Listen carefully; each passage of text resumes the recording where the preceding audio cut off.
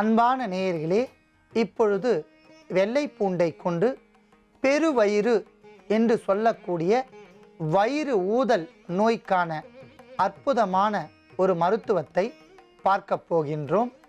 மகோதரம், ப்ளூட்டிங் stomach என்று சொல்லக்கூடிய பெருவயிறு என்கிற நோய்க்கு மிகவும் ஒரு அற்புதமான மருத்துவத்தை பார்க்கலாம். குறிப்பாக இந்த நோய் இருந்தால் பல்வேறு வகையான நோய்கள் உடலுக்குள் வந்துவிடும். நோய்த்தன்மை அதிகரித்து விட்டால் கல்லீரல் கூட பாதிப்படையும். ஆகையால் இந்த பெருவயிற்று நோயை எளிமையான முறையில் தீர்த்து கொள்வதற்கான மருத்துவத்தை பார்க்கலாம். அதற்காக நாம் எடுத்துக்கொண்ட பொருள் வெள்ளை பூண்டு. ஊதல் நோய் தணிக்கும், வயிற்று கழிச்சல் வராமல் பாதுகாக்கும், பெருவயிறு என்கிற நோய் வராமல் பாதுகாக்கும் என்பதால் நாம் வெள்ளை பூண்டையும் எடுத்து வைத்துள்ளோம். அடுத்ததாக நாம் எடுத்துக்கொண்ட பொருள் கரிசாலை இலையை நன்றாக மைய விழுது போல் அரைத்து எடுத்து வைத்துள்ளோம். கரிசாலை கல்லீரல், மண்ணீரல் வீக்கம், பெருவயிறு இவற்றை குறைக்கும் என்பதால் கரிசாலை இலையை விழுது போல் அரைத்து எடுத்து வைத்துள்ளோம். அடுத்ததாக நாம் எடுத்துக்கொண்ட பொருள் மிளகு. இரத்த சுத்தி. நமக்கு இரத்தத்தில் ஏற்படுகின்ற அழற்சி, கிருமிகளின் தாக்கத்தால் கல்லீரல் கெட்டு பெருவயிறு நோய் உண்டாகின்றது. அந்த கிருமிகளை அழிக்கும் என்பதால் மிளகையும் எடுத்து வைத்துள்ளோம். அன்பான நேயர்களே, நாம் எடுத்துக்கொண்ட பொருட்களின் அளவுகளை பார்க்கலாம். வெள்ளை பூண்டு 1-2ஆக நசுக்கியது 5 கிராம். கரிசாலை இலை 10 கிராம் எடுத்து விழுது போல் அரைத்து எடுத்து வைத்துள்ளோம். இப்பொழுது இவை மூன்றையும் ஒன்றாக அரைத்து விழுது போல் எடுக்க வேண்டும். மீண்டும் அளவுகளை நன்றாக கேளுங்கள். கரிசாலை இலை விழுது 10 கிராம், பூண்டு பற்கள் 5 கிராம், மிளகு 2 கிராம். இவை மூன்றையும் அரைத்து எடுத்த விழுது.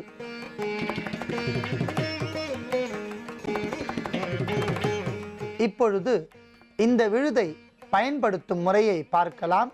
முதலில் 100 மில்லி நீரை நாம் நன்றாக காய்ச்ச வேண்டும்.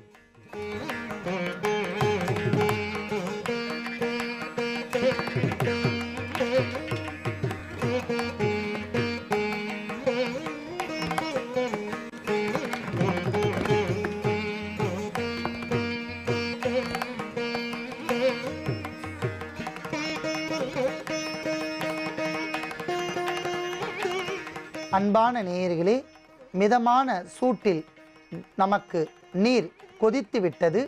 அதை நாம் எடுத்துக்கொள்ளலாம். அன்பான நேயர்களே, இப்பொழுது உடலில் தங்கியுள்ள நஞ்சுக்கள் தீருவதற்கு ஒரு அற்புதமான மருத்துவத்தை பார்க்கலாம். பாய்சன் இன் த பாடி. உடலில் பல்வேறு வகை காரணங்களுக்காக உடலில் நஞ்சுக்கள் தங்கியிருக்கும். குறிப்பாக சித்த மருத்துவர்களுக்கு இது ஒரு அற்புதமான மருத்துவம்.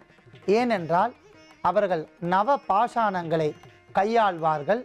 பூரம், வீரம், மனோசுலை போன்ற அற்புதமான அதிகப்படியான நஞ்சுக்கள் கொண்ட மருத்துவங்களை கையாண்டு வருவதால் படிப்படியாக அந்த நஞ்சுக்கள் எல்லாம் புகை மூலம் சுவாசம் செய்து நுரையீரல் பகுதியில் அழுக்குகள், நஞ்சுக்கள் தங்கிவிடும்.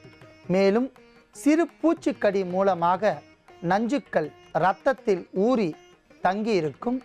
அடுத்ததாக தீய பழக்க வழக்கங்கள் காரணமாக உடலில் நஞ்சுக்கள் தங்கியிருக்கும்.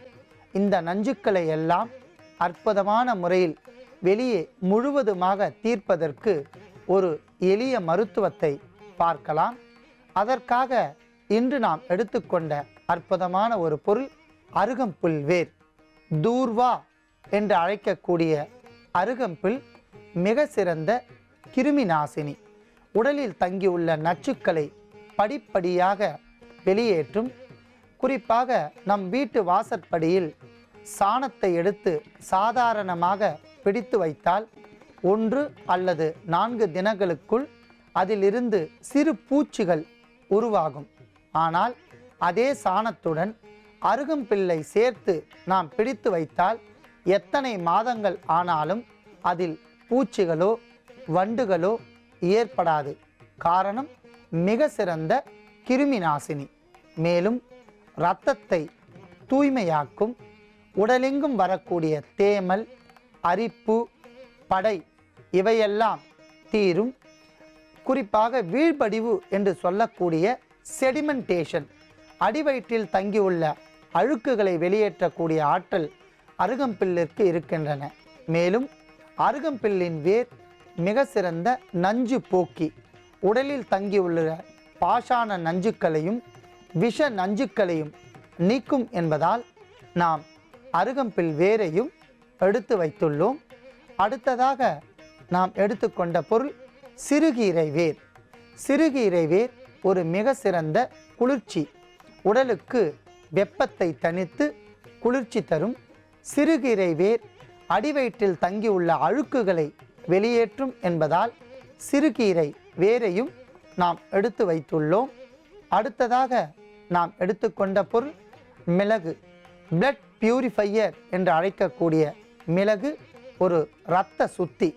இரத்தத்தில் இருக்கக்கூடிய அழுக்குகள், இரத்தத்தில் தங்கியுள்ள விஷ நஞ்சுக்கள் இவற்றை நீக்கும் என்பதால் நாம் மிளகையும் எடுத்து வைத்துள்ளோம். அடுத்ததாக நாம் எடுத்துக்கொண்ட பொருள் சீரகம். உள் உறுப்புகளை, இன்னர் பார்ட்டிகல்ஸ் என்று சொல்லக்கூடிய உள் உறுப்புகளை முறையாக பராமரித்து உள்ளே இருக்கக்கூடிய உறுப்புகளுக்கு பலம் தரக்கூடிய பொருள் என்பதால் நாம் சீரகத்தையும் எடுத்து வைத்துள்ளோம். இவற்றோடு நாம் அடுத்ததாக எடுத்துக்கொண்ட பொருள் நாட்டு பசும்பால். காய்ச்சி எடுத்த நாட்டு பசும்பால் 100 மில்லியை நாம் எடுத்து வைத்துள்ளோம். காய்ச்சிய பசும்பால் உடலுக்கு மிக சிறந்த நன்மை தரும். உடலில் தங்கியுள்ள நஞ்சுக்களுக்கு நேரடியாக நாம் எடுக்காமல் பாலோடு சேர்ந்து நாம் குடித்து வந்தால் படிப்படியாக விஷ நஞ்சுக்கள் முறியும் என்பதால் நாம் காய்ச்சிய நாட்டு பசும்பாலையும் எடுத்து வைத்துள்ளோம். அத்தனை பொருட்களையும் கொண்டு உடலில் தங்கியுள்ள விஷ நஞ்சுக்கள் தீர்வதற்கு தீநீர் ஒன்றை நாம் தயாரிக்கப் போகின்றோம். அதற்காக 100 மில்லி நீரை நாம் நன்றாக காய்ச்ச வேண்டும்.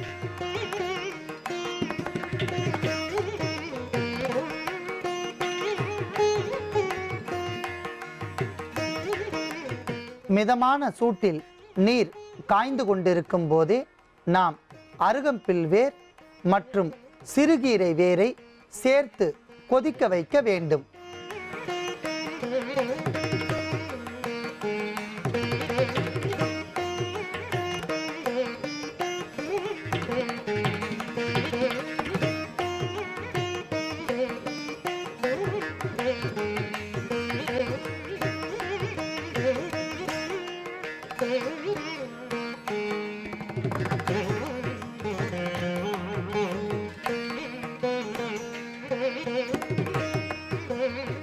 அடுத்ததாக சீரகம் 2 கிராம்,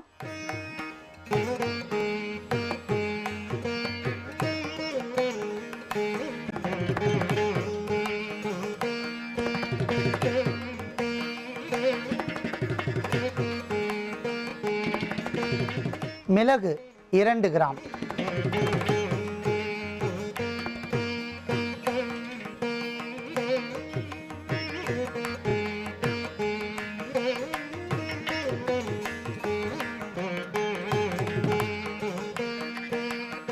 அத்தனை பொருட்களும் சேர்ந்து உடலில் தங்கியுள்ள விஷங்களையும் நஞ்சுக்களையும் தீர்க்கக்கூடிய தீநீராக மாறிவிட்டது.